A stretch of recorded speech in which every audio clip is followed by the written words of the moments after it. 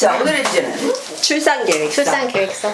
많이 보셨네요. 네. 아니 뭐 이거는 조산원 출산계획서 하나랑 저희 앞에 있는 모 병원 출산계획서. 지금 준비하신 이 출산계획서가 말하자면 좀 추천할 만한 샘플 같은 걸까요?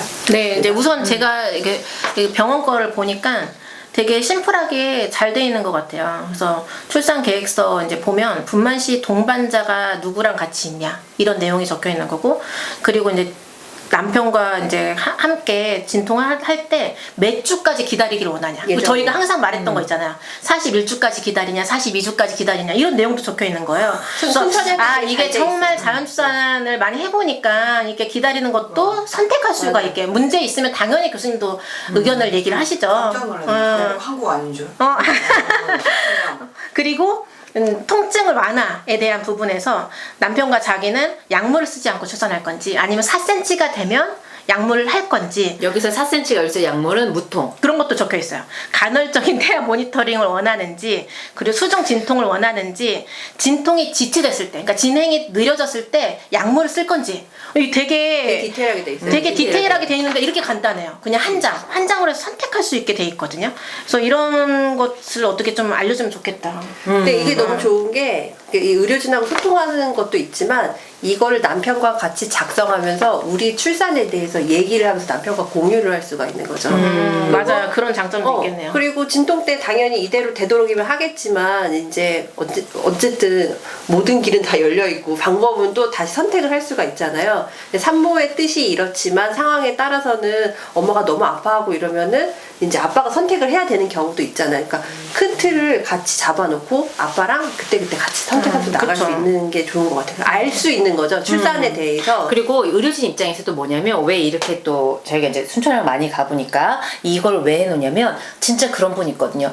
내가 뭐라고 해도 끝까지 저는 이렇게 하고 싶어요 하는 산모가 있는 반면, 근데 저도 그렇게는 낳고 싶지만 혹시라도 제가 어떻게 될지를 모르겠어요, 잘 모르겠어요 라고 하시는 분들은 뭐냐면, 그때 가서 본인의 지금 상태가 뭐 굉장히 빨리 진행돼요? 그럼 무통을 안 맞을 수도 있는데, 조금이라도 느릴 것 같으면 맞기 원하시는 분이 있으시거든요. 근데 순천향병원 같은 경우는 밤 12시부터 아침 8시까지가 무통이 안 돼요. 근데 그런 분들이 애매하게 막 새벽 1시에 갑자기 뭐 무통을 맞고 싶다고 막 이렇게 되면 뭘 어떻게 해줄 수가 없으니까, 만약에 엄마의 마음이 그래도 조금 나는 무서워서 그런 게 있을 경우는 좀 준비했으면 좋겠다라는 마음이 조금이라도 있으면 이제 그 12시 전에 미리 물어보는 건 거지. 그래서 준비를 해놓을 수 있게끔 이제 그런 것까지도 선택이 가능하잖아요. 그래서 이 병원에서 자기들이 컨트롤하기 편한 도구로 해서 이 계획서를 만들어 놓은 거거든요.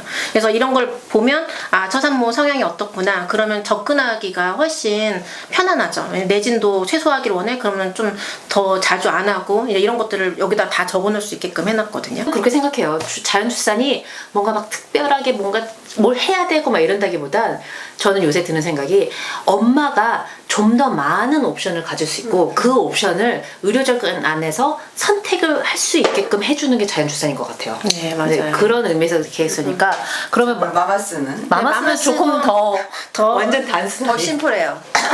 저희는 그냥 정말 산모 위주의 출산을 해드리기 때문에 제가 알고 있으면 좋은 정보.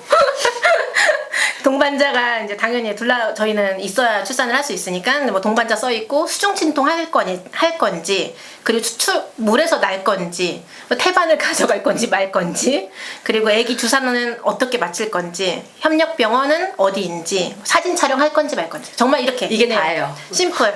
그리고 이제 기타 내용이 본인이 나에게 개인적으로 바라는 뭐 이런 것, 남편이 너무, 우리 남편은 피를 못 봐요, 그러니까 꼭 가려주세요, 아니면 뭐 자기만의 뭐 그런 프라이버시 이런 게 있을 거 아니에요. 내가 알아야 되는 그런 내용은 적어달라고 그래요. 그러면 뒷장에다가 빽빽히 적어주시는 분 있어요.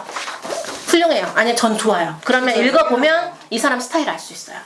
이 사람 되게 빡빡하게 좀 약간 케어해줘야 되는 분이구나, 아니면 좀 약간 이런 식의 케어를 원하는구나를 알 수가 있거든요. 그래서 저는 그 주관식으로 적어주는 거 아주 추천드려요. 근데 이 부분은 조산원에서는. 되게 좋은 게, 그러니까 마지막에 그 조산사나 의료진이 반드시 알아야 되는 걸 적어야 되는 게, 이제 순천에서 저는 낳으신 분이었는데 이거 외에도 엄마가 저한테 얘기했던 게, 본인은 내진을 했을 때 내진의 결과를 자기한테 얘기하지 말라고 하시는 분이 계셨어요. 네, 그럴 수 왜냐면은 있죠. 자기가 내진 몇 센치입니다. 이게 그 소변을 들었을 때 생각이 많아질 것 같대요.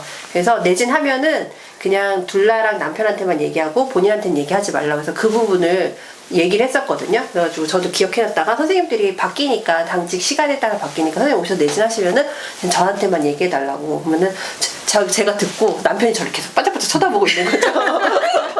그래서 그렇게 하는 경우도 있었고 어떤 경우가 있었냐면은 이제 둘라 미팅할 때 물어봐요. 저희는 어떤 출산을 원하는지 물어봤더니 이분은 자연출산이고 뭐고 다 자기는 그런 거 다 필요 없고 아기를 한 명만 낳을 거래요. 한 명만 낳을 건데 그렇게 공장에서 막 그렇게 자기를 막 다루듯이 하는 출산 말고 모든 사람이 나를 공주처럼 대해주는 출산을 하고 싶은데 그게 자연주의 출산이기 때문에 자연주의 출산을 선택을 했다. 나는 아기보다는 내가 더 중요하다라고 얘기하시는 거예요. 그래서 그분 출산 계획서에다가 제가 혹시 호흡을 못하더라도 아기 생각해서 호흡하세요라는 말 하지 마세요라고 쓰셨어요.